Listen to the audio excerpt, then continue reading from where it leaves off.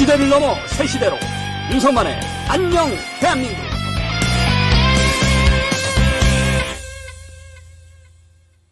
그리고 사진 하나만 좀 띄워주시겠습니까? 네, 이 한동훈 대표의 그 페이스북 내용인데 어제 한동훈 대표가 올린 페이스북 내용이에요. 이 내용 여러분들 다 보셨겠지만은 이런 겁니다. 이재명 후보 쪽에 이제 싱크탱크가 어제 언론에 대해 노출을 많이 했어요. 그래서 핵심 공약으로 뭘 얘기했냐면 2030년까지 잠재 성장률 3% 그리고 1인당 국민소득 5만 달러 달성을 목표로 제시했습니다. 잠재 성장률 3% 그리고 국민소득 5만 달러 달성. 그런데 이게 참 이재명 대표는 참 일관돼요. 참 이 이재명 대표의 일관된 모습이 너무 좋습니다. 사람이 변하질 않아요. 똑같아요 오늘. 왜? 하필이면 이렇게 핵심 공약으로 처음 이 싱크탱크에서 낸 것부터가 이게 뻥입니다. 이 뻥이에요. 하나하나 따져볼게요. 2030년까지 잠재 성장률 3%를 달성하겠다. 이것까진 좋아요. 3%를 달성하겠다. 이것도 사실은 쉽지는 않습니다. 왜냐하면 작년에 우리나라 성장률이 2%였어요.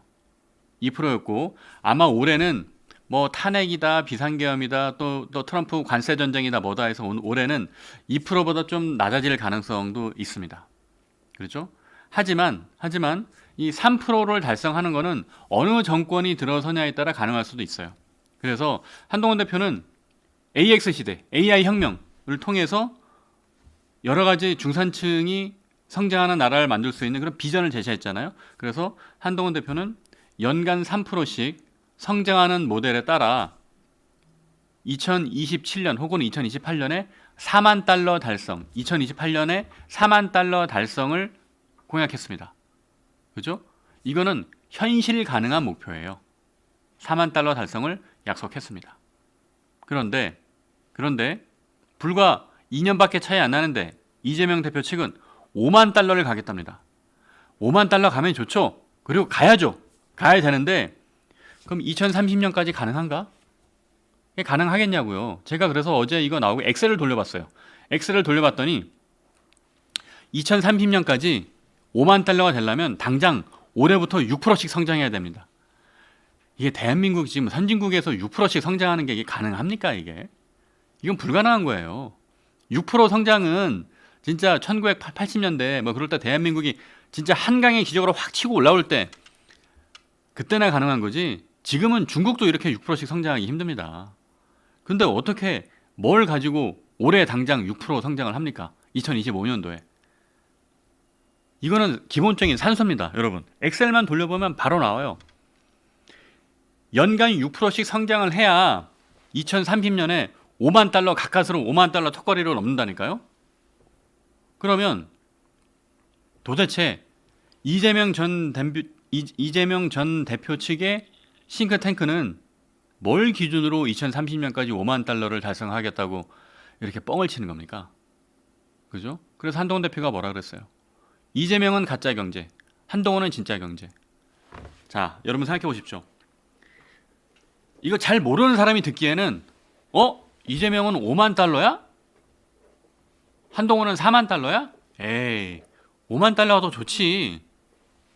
이게 무슨 도박입니까? 묻고 더블로 가게? 아니, 현실 가능한 목표를 제시해야죠. 한동훈 대표가 얘기한 4만 달러는 충분히 현실 가능한 겁니다. 어떨 때? 한동훈 후보가 대통령에 당선돼서 한동훈 정부가 공약한 그 AX 시대에 맞는 혁신 생태계를 이루는 그 공약들이 현실이 됐을 때 그때 가능해요.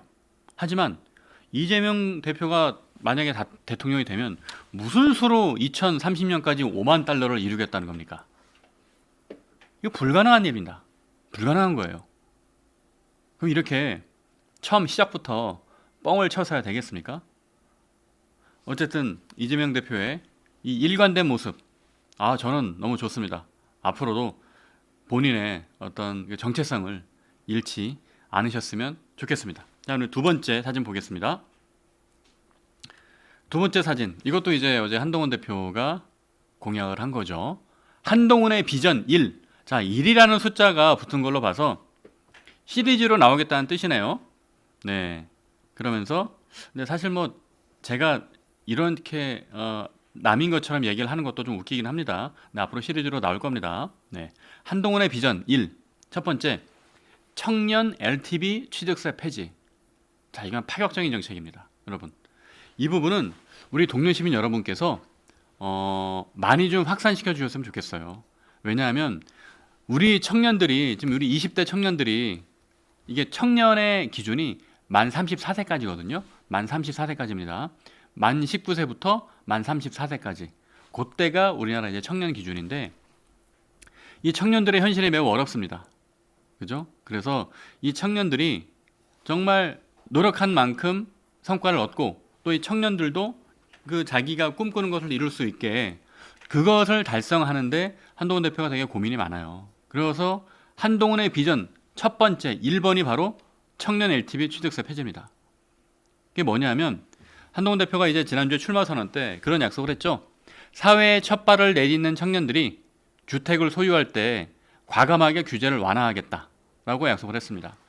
근데 이제 출마 선언이라는 것은 이제 각 부문별로 다양한 이제 정책을 담기 때문에 막 상세하게 얘기를 하기가 어려워요. 그죠? 그래서 선언적 의미로 청년들이 주택 소유할 때 과감하게 규제를 완화한다고 약속을 했습니다. 그리고 그 구체적인 내용을 어제 밝힌 겁니다.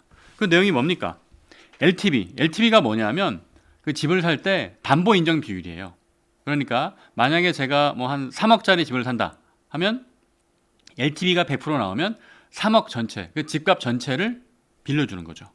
은행에서 대출을. 근데 이게 뭐 한 뭐 50%, 뭐 60% 이렇게 시기에 따라 막혀 있습니다. 막혀 있는데, 근데 LTV를 폐지해도 부동산 시장이 과열되는 것을 막을 수가 있어요. 그리고 신용 문제도 막을 수가 있어요. 왜냐하면 DSR 규제가 있기 때문에 그래요. DSR 규제는 뭐냐면 뭐 제가 자세히 얘기하면 또 복잡해지니까 간단히 말하면 자기 소득에 따라 얼마를 빌릴 수 있는지가 정해져 있는 겁니다. 그죠? 그럼 자기 소득이라는 건 어떤 거예요? 내가 돈을 많이 벌면 더 많이 빌릴 수 있는 거잖아요. 근데 그게 LTV에 묶여 있기 때문에 그것도 한계가 되는 겁니다. 그리고 생각해 보십시오. 청년들이 사회의 첫 발을 내딛는 청년들이 매수할 수 있는 주택은 대부분 고가의 주택은 아닙니다. 뭐 강남에 있는 뭐 한 30억짜리 집을 산다? 이거는 정말 극히 소수의 일부의 얘기죠. 그리고 그거는 청년이 사는 게 아니라 부모가 대신 사주는 경우가 많겠죠. 그거는 이제 극히 소수의 일부의 얘기고 그렇지 않고 대다수의 청년들은 그 비싸지 않은 주택들을 사게 될 겁니다. 근데 비싸지 않은 주택들, 예를 들어서 한 3억 정도, 2억 3억 정도 되는 집을 사는데 거기에도 LTV 규제가 이게 빡세게 들어가면 그러면 청년들은 오히려 역차별을 당하는 상황이 되는 거예요. 내가 몇 년 동안 열심히 벌어서 충분히 갚을 수 있는 집인데도 불구하고 LTV 규제 때문에 집 살 수 있는 기회 자체를 잃어버리는 거거든요. 그래서 그런 부분을 한동훈 대표가 청년들의 의견을 듣고 청년들의 목소리를 듣고 이걸 폐지한 겁니다. 그리고 한동훈 대표의 공약 중에 이제 근로소득세 인하하는 게 있습니다. 근로소득세 인하하는 건 뭐냐면 정말 우리 사회 보면 물가는 엄청 올라요. 물가는 많이 오르는데 월급은 또 그만큼 안 오릅니다. 그런 거를 감안해서 실질적으로 근로소득세를 좀 인하하면 실소득이 늘어나는 그런 효과가 있잖아요. 그런 부분의 연장선에서 청년들이 주택을 구매할 때는 취득세를 폐지하겠다. 네. 취득세를 폐지하고 여기서 더 획기적인 것은 청년인 기간 동안 그러니까 19세에서 34세까지 그 기간 동안 LTV와 취득세 요 폐지하는 거를 무제한으로 풀어주겠다는 거예요. 그러니까 집을 뭐 한 번을 사고 팔든 10번을 사고 팔든 LTV와 취득세는 계속 폐지하겠다는 겁니다. 당연히 1주택자인 경우만 그렇다는 겁니다. 뭐 이거를 뭐 2주택, 3주택 이렇게 다주택자엔 해당이 안 되는 겁니다. 1주택 실소유자인 경우에만 LTV와 취득세를 전면 폐지하겠다는 겁니다. 그러니까 이거는 투기를 조장하는 것도 아니고요. 정말 청년들이 자기의 꿈을 실현할 수 있게 초기 자산 형성을 돕겠다. 그런 취지입니다.